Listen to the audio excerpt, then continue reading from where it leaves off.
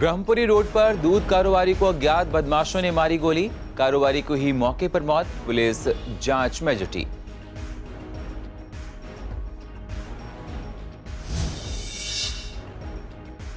खजूरी में गारमेंट्स दुकानदार की गोली मारकर हत्या। इलाके में फैली सनसनी। पुलिस जांच में जुटी।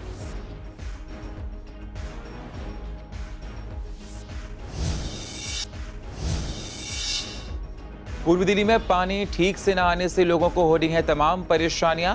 कभी कभी आता है गंदा पानी।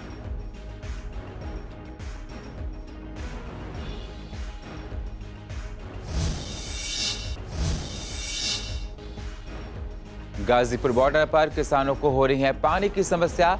108 दिनों से ज्यादा का हुआ आंदोलन। बोरिंग करने की नहीं मिली किसानों को इजाजत।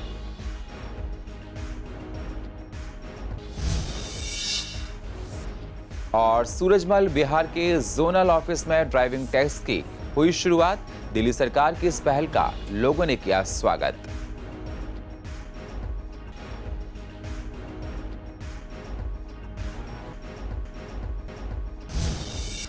नमस्कार, स्वागत है आप सभी का सीसीएन में और आप देख रहे हैं पूर्वी दिल्ली खास। अब होते हैं रूबरू पूर्वी दिल्ली की अहम खबरों के साथ।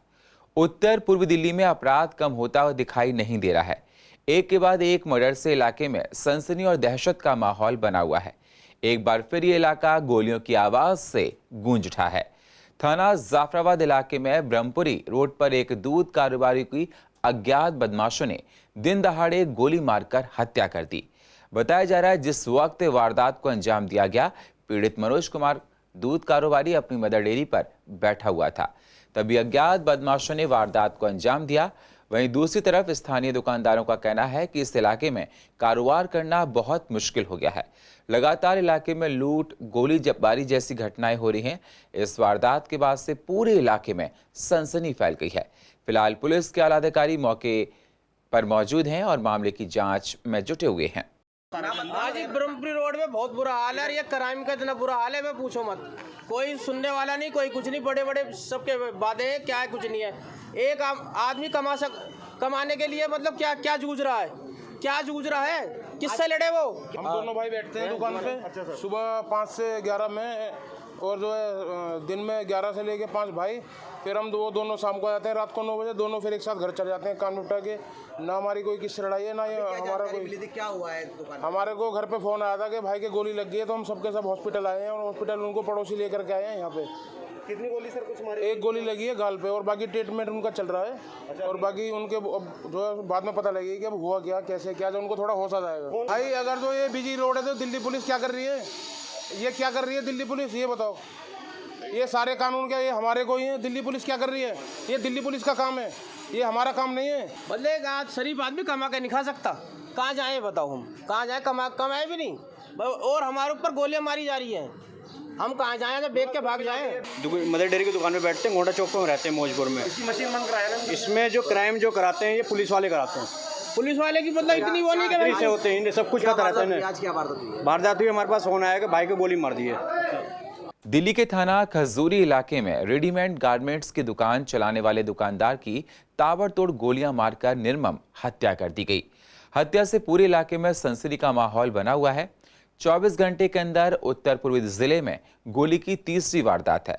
आपको बता दें मामला डी ब्लॉक गली नंबर 2 का है, जहां एक रेडीमेड गारमेंट्स की दुकान चलाने वाले शोहराब अंसारी जिनकी उम्र 50 साल थी और कुछ अज्ञात बदमाशों ने आए और गोली मारकर हत्या कर दी।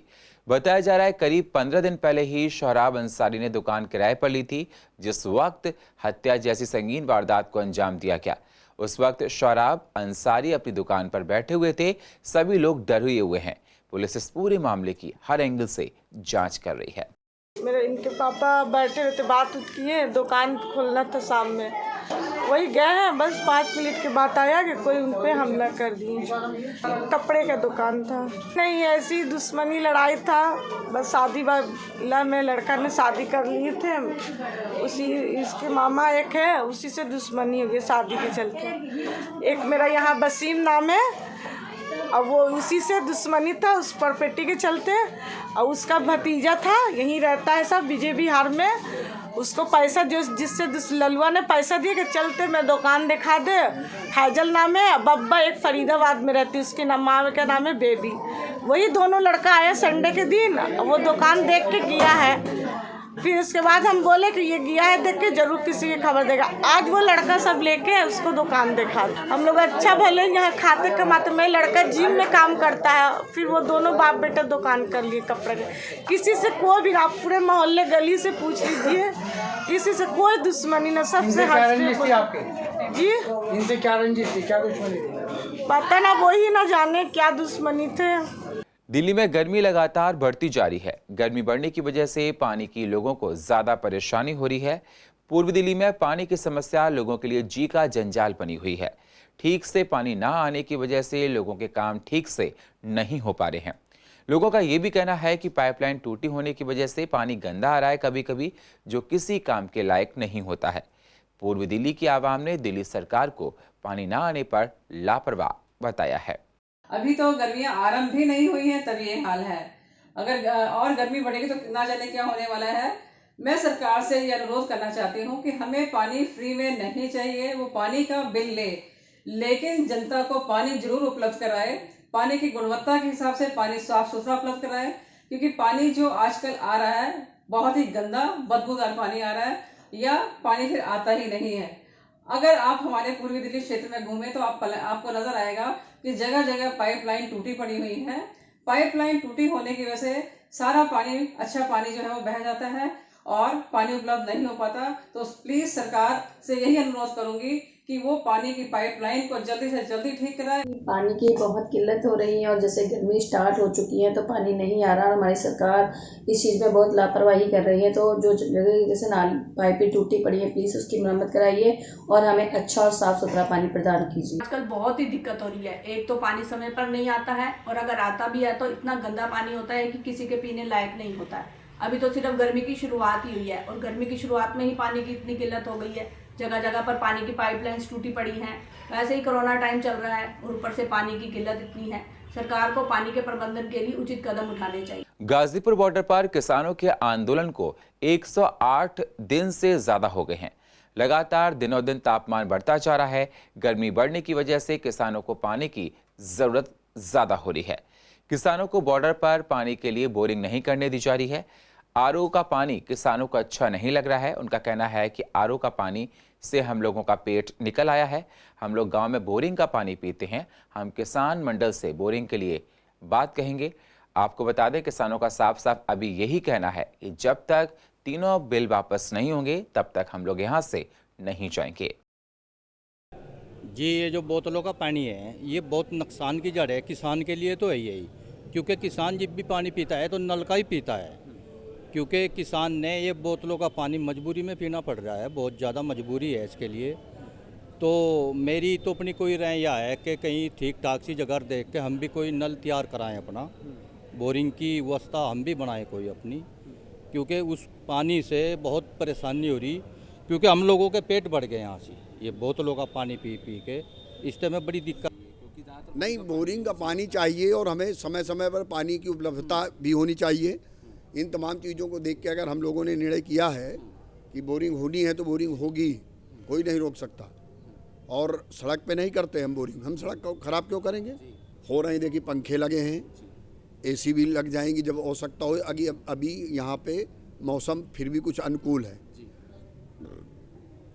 जब विपरीत मौसम होगा तो हम सारी व्यवस्थाएं यहाँ करेंगे। जो भी किसान के लिए ज़रूरत होगी, हमारे बुजुर्ग महिलाओं माताओं बहनों के लिए जो भी आवश्यकता होगी, उनकी सेहत को देखते हुए सारी व्यवस्थाएं यहाँ हम लोग मिल के करेंगे। अपना आंदोलन भी बढ़ाना है और हमारे जो देश में किसान हैं, जो जिससे उसका पेट चलता है, उसका परिवार चलता है, उसको भी देखना है। और देश का भी पेट भरता हमारा अंधा था, तो उसको भी देखना है। तो रोटेशन ये है कि आंदोलन भी चलता रहे और हमारे जो किसानों को उसका भी कोई नुकसान ना हो। सबसे बड़ी बात है कि यहाँ पर व्यवस्थाएँ जो चरमराई हुई हैं, उस व्यवस्था के लिए प्रशासन से बातचीत चल रही है और व्यवस्था धीरे धीरे वो बनेंगी।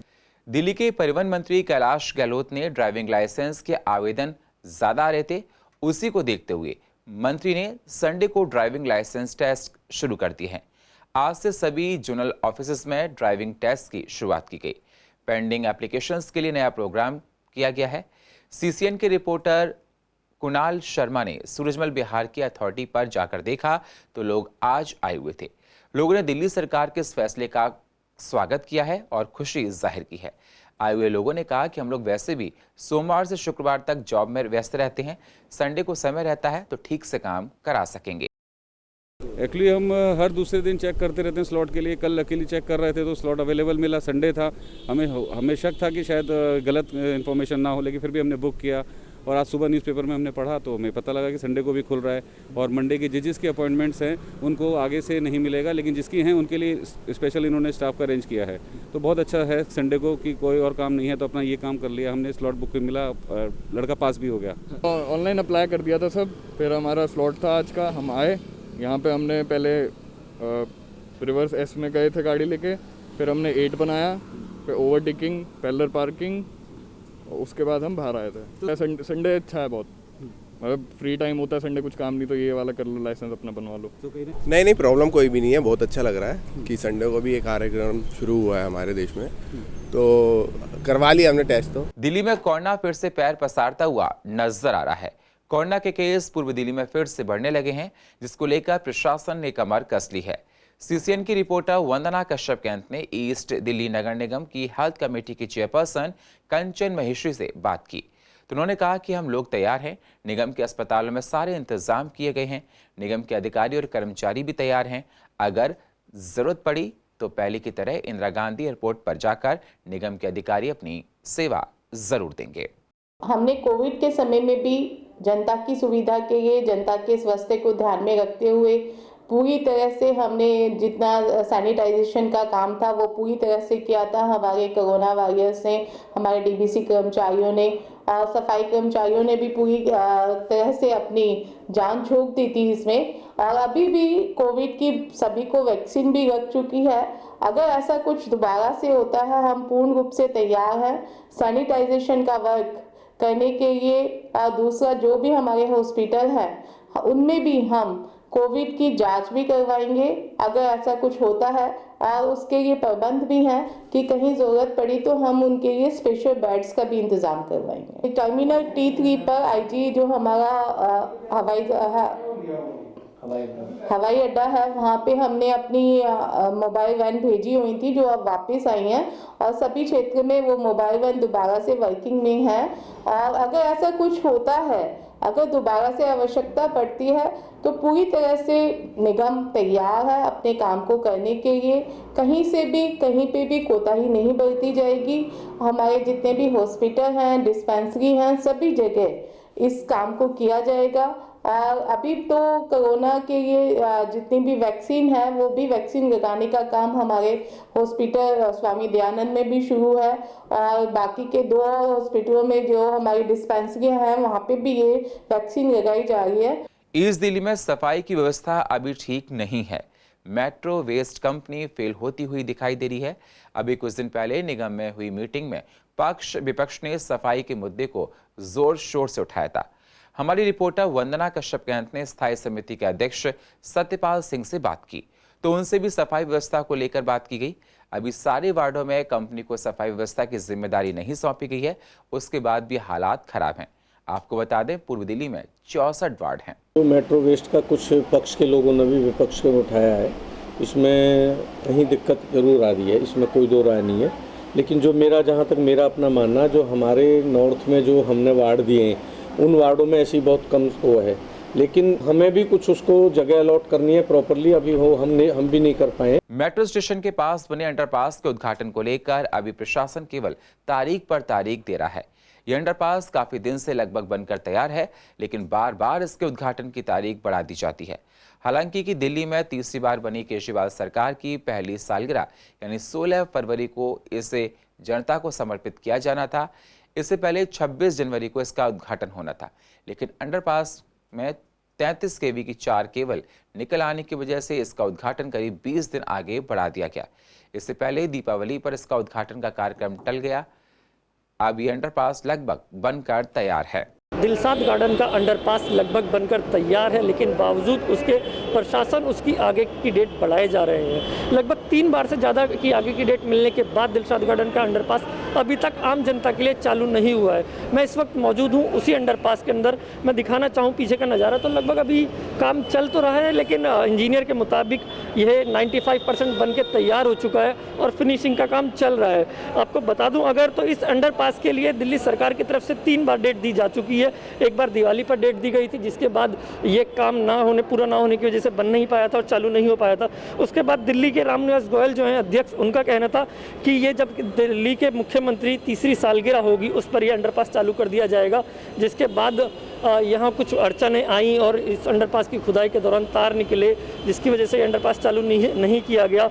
और अब अगर देखें तो सालगिरह के 1 महीना होने वाला है, लगभग 1 महीने बाद भी अंडरपास चालू नहीं हुआ है और इस अंडरपास को आम जनता के लिए अभी तक खोला नहीं गया। अंडरपास पर फिलहाल ताले लगे हुए हैं और अभी काम चल रहा है, फिनिशिंग का काम चल रहा है। इसमें देखा जाए तो ऑलमोस्ट लगभग काम पूरा हो चुका है। इंजीनियर के मुताबिक उनका कहना है कि लगभग 10 से 15 दिन में ये अंडरपास आम जनता के लिए चालू किया जा सकता है और उसके बाद इस अंडरपास का उद्घाटन किया जाएगा। लेकिन जिस तरीके से इस अंडरपास को लेकर लगभग डेट आगे बढ़ाई गई है, इसके लिए डेट टाली गई है, ऐसा लगता नहीं कि जल्द से जल्दी अंडरपास चालू किया जाएगा और इस अंडरपास को आम जनता के लिए खोला जाएगा। कैमरामैन नवीन के साथ एरआर चौधरी, CCN। पूर्व दिल्ली के किरण विहार में हेल्थ कैंप का आयोजन किया गया, जिसमें लोगों के स्वास्थ्य की जांच की। लोगों ने अपनी स्वास्थ्य की जांच कराई। कैंप संस्था के द्वारा लगाया गया था, जिसमें लोगों को फ्री में चश्मे भी बांटे गए हैं। इस मेडिकल कैंप के अंदर eye checkup, blood checkup, physiotherapist और एक्यूप्रेशर की सुविधा उपलब्ध है, जिसके अंदर कि हम एक अन्य सुविधा इसके अंदर है कि फ्री चश्मे यहाँ पे प्रोवाइड किए जा रहे हैं जो भी ज़रूरतमंद है उन लोगों को। और इसके अंदर जो हमारे यहाँ पे रिस्पॉन्स है बहुत ही अच्छा रहा है। लगभग 100 के लगभग प्रत्याशी अभी तक हमारे पास आ चुके हैं जिन्होंने जो चेकअप में आके अपना फ़ायदा उठाया है। सर आप देख ही रहे हैं कितनी अवेयरनेस है सोसाइटी के लोगों में कि घर घर से लोग आ रहे हैं और अपना चेकअप करा रहे हैं। हर चीज़ को लेकर के लोग शुगर चेकअप करा रहे हैं, एक्यूप्रेशर करा रहे हैं, फिजियोथेरेपी के लिए करा रहे हैं। और जैसे कि भाई साहब ने बताया कि यहाँ पर फ्री चश्मे बांटे जा रहे हैं। यहाँ एक सेवाएँ दी हैं, फिजियोथेरेपी, एक्यूप्रेशर का, शुगर का, BP का और आई चेकअप हो रहा है इसमें आँखों का। इसमें हमारा चश्मे भी हम जो निडी लोग हैं उनको फ्री दे रहे हैं, कोई चार्ज नहीं किसी चीज़ का भी। जो लोग रीडिंग वाले, जो पढ़ने वाले नज़दीक वाले लोग हैं, उनके लिए जो नंबर मिल रहा है वहाँ आई चेकअप वाले डॉक्टर जो नंबर दे रहे हैं वो हम चश्मा उनको दे रहे हैं और चेक करवाने के बाद। और पूर्व दिल्ली की अधिक जानकारी के लिए आप YouTube पर जाकर CCN डैन को सब्सक्राइब करें और फ्रेश अपडेट लेते रहें।